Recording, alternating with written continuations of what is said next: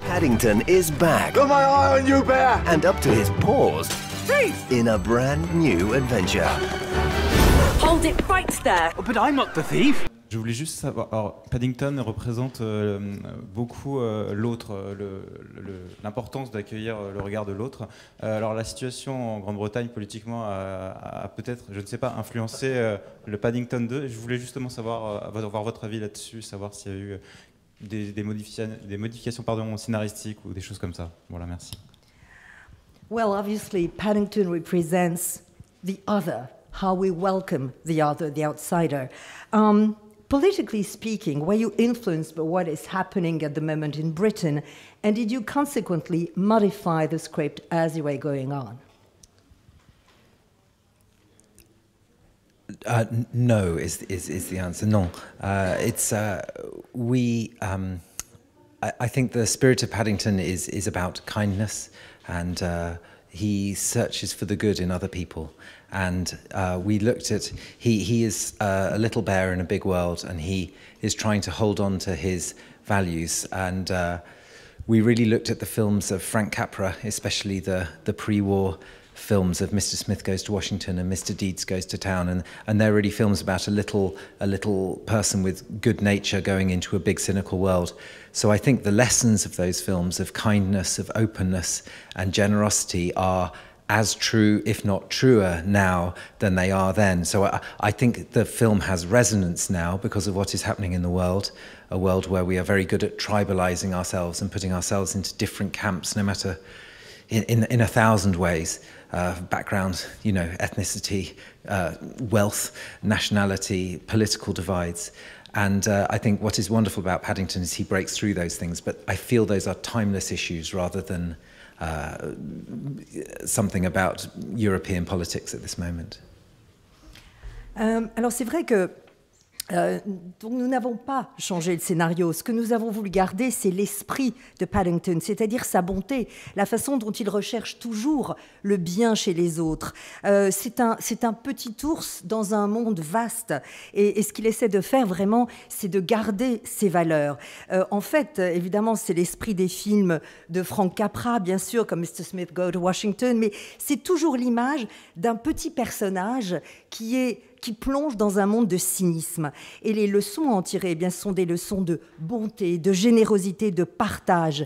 Alors effectivement, lorsque l'on voit le monde aujourd'hui, ce sont des leçons qui peut-être résonnent encore davantage. Mais en réalité, c'est vrai que nous sommes de plus en plus divisés. Nous créons des tribus autour de nous. Nous avons des différences par rapport aux ethnies, par rapport au camp politique, par rapport à nos fortunes.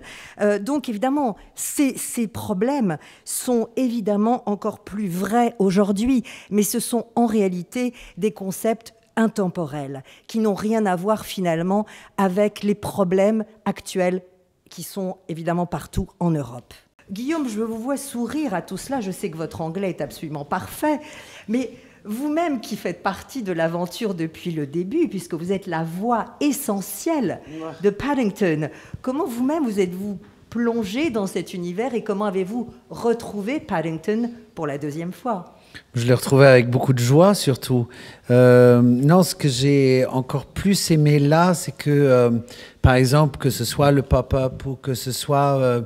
il y a énormément d'éléments dans le scénario, dans le film, qui nous ramènent à l'imaginaire qu'on avait enfant, avec ce champ de possibles qu'on a un peu laissé de côté en grandissant, mais qu'on retrouve avec un bonheur inouï de pouvoir, en effet, se mettre à l'échelle d'un livre pop-up et faire animer tous ces personnages qui sont figés en dessin, de pouvoir monter à cheval sur un chien, de pouvoir... toutes ces choses, ce champ de possibles qu'on a dans l'enfance et qu'on perd un peu. Et là, on le retrouve familialement de 7 à 77 ans avec un bonheur non dissimulé. C'était surtout ça. Après, évidemment, cette innocence et cette témérité qu'il a, ce courage qu'il a, cette façon de de prendre par en dessous les coups durs en faisant juste un petit son un peu déçu, mais un peu courageux, et en même temps cet enthousiasme qu'il a, comme les Anglais peuvent avoir lorsqu'ils disent bonjour, où tout d'un coup ça devient très large, hello, et très généreux. Ce contraste-là, qui est vraiment assez rare malheureusement de ce côté-ci de la Manche, c'est très très agréable de pouvoir plonger pendant quelques temps dans cet esprit-là et cette générosité-là. Question, ici. Oui, bonjour. J'ai une question pour Guillaume Gallienne. Par rapport entre le premier du coup et cette suite, est-ce que quelque chose a changé pour votre approche du doublage, votre appropriation du personnage ? Pas vraiment, parce qu'en fait, c'est tellement bien fait dès le début. L'énorme avantage du doublage, vous savez, c'est que toutes les questions qu'on se pose quand on travaille un rôle, tout le travail est fait. C'est eux qui l'ont fait, donc c'est cadeau. C'est-à-dire que moi, j'arrive, j'ai aucune question à me poser de est-ce que là, je dois le faire plutôt comme ça, est-ce que je dois le faire plutôt comme ça. Non, c'est là. Donc, la seule chose, c'est de ne pas trahir l'esprit, évidemment, d'être au plus proche de ce qui a été proposé par la version originale, et en même temps que ce soit adapté. Donc, il y a des choses qu'on doit élargir un tout petit peu, d'autres à cause du rythme des phrases qui n'est pas exactement le même. On s'adapte, mais c'est à chaque fois tellement bien fait. Et puis Ben Whishaw, qui fait la voix anglaise, est un acteur assez étonnant, très très étonnant. Il prend les choses à contre-pied. On a l'impression que c'est jamais systématique, c'est tout le temps du cœur. Il est branché directement du cœur. Mais vraiment, c'est un acteur qui est très, très étonnant. C'est-à-dire qu'il place l'enfance, juste dans le cœur, pas dans une couleur de naïveté ou d'espèce de fausse légèreté. Il n'imprime rien de cliché, c'est juste le cœur. Et donc, j'ai juste essayé de suivre ça au mieux. Voilà, merci. Can I just say, I was, Paul, myself, Hugh, went to the screening last night, and to watch the film with Guillaume's voice was such a pleasure. It was such a gift to us. It really was, because, you know, it's not always that way. And in fact, more often than not, it's not. So to hear his voice and what he brought to Paddington was a beautiful thing and lovely for us to witness and to hear. Thank you very much. You should also have played Mrs. Bird. I think that's... I would love that.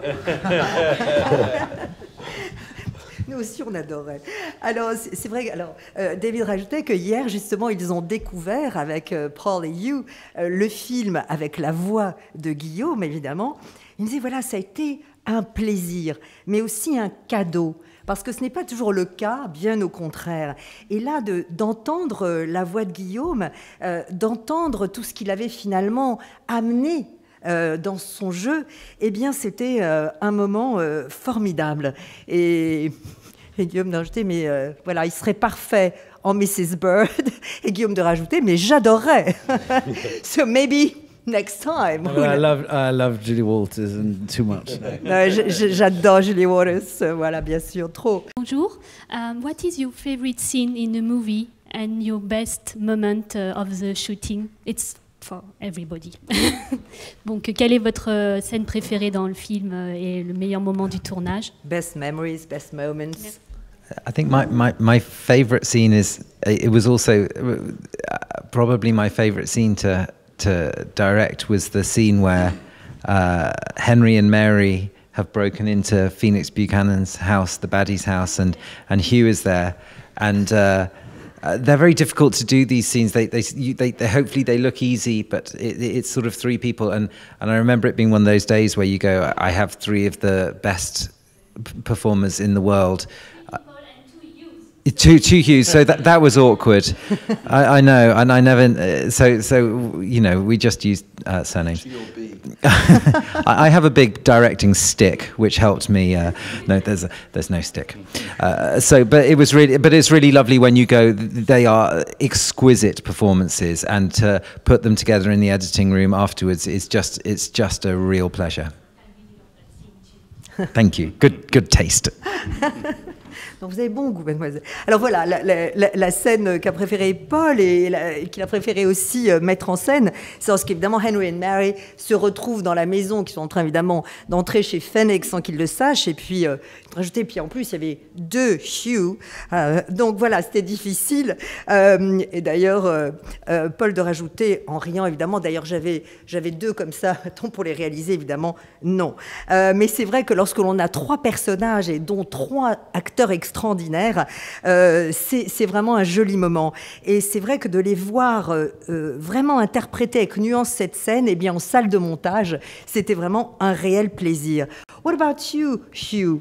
What was your favorite scene? Hugh B. I think I love it when the family are together and when they're with the bear. And so I think in this film it was the moment when we went to visit Paddington in prison, and the timing of all the different prisoners appearing in this little tight frame was very complex and had to be, was it 15 takes? I can't remember.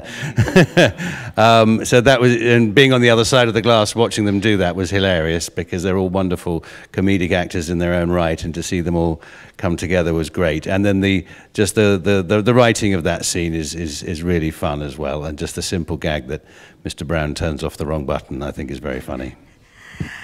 Alors, en fait, pour moi, je dois dire, bon, évidemment, j'aimais beaucoup, surtout en premier, toutes les scènes où, évidemment, ils sont avec Paddington, toute la famille. Mais je crois qu'ici, c'était la scène où, évidemment, ils vont voir Paddington en prison, parce qu'il y avait vraiment un timing à respecter, vraiment une utilisation vraiment du cadre à respecter. Je crois d'ailleurs que Paul a à peu près fait 15 prises ou quelque chose comme ça. Mais je dois dire que de voir tout ça de l'autre côté, en quelque sorte, de cette vitre qui nous séparait, de voir ce groupe d'acteurs formidables, en plus avec un scénario, une écriture très drôle à ce moment-là, eh bien oui, c'est vraiment, pour moi c'était très drôle évidemment, et quand ils se trompent de bouton, alors là c'était évidemment le point culminant.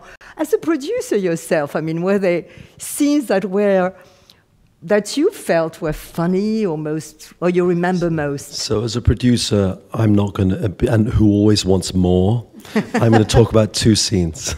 Good. The first is when Paddington first meets Knuckles, because I think Brendan Gleeson's performance is so beautiful. The blend, finding the tone, whereby he can be fierce but not too fierce, vulnerable but not too vulnerable, and the bond between Brendan, Knuckles, and this bear that doesn't exist is, I think, easy to underestimate the challenges and the beauty of that performance. So that's one. And the other is just Paul's imagination and the beauty and the magic of going into the pop-up book, which I think is pure poetry, pure magic, and shows the great, displays the great skill of Framestore and the team there, and the beautiful, tender, soulful, magical imagination of Paul. Alors, puisque je suis le producteur, bien sûr, j'en veux plus. Donc, je vais vous donner 2 scènes. La première, c'est lorsque Paddington rencontre évidemment Knuckles en prison, magnifique Brendan Gleeson, parce que c'était une question de ton, vraiment de trouver la nuance juste. Il fallait à la fois qu'il soit assez effrayant, mais pas trop, qu'il soit vulnérable, mais pas trop. Et en plus, il faut s'imaginer cette performance face finalement à un ours qui n'existe pas. Donc il faut vraiment s'imaginer les défis et la beauté de ce jeu d'acteurs. Et puis, deuxième chose, évidemment, et ça c'est vraiment dû à la magie et à l'imaginaire aussi de Paul, c'est évidemment le livre Pop-Up. Parce que pour moi, c'est de la poésie pure, de la magie pure. Et c'est d'ailleurs dû, entre autres, à l'immense talent de Framestore, hein, qui a créé évidemment ces effets, où il y a à la fois tout ce côté tendre et toute cette imagination, et en même temps, on est dans l'âme, dans l'esprit, dans la poésie.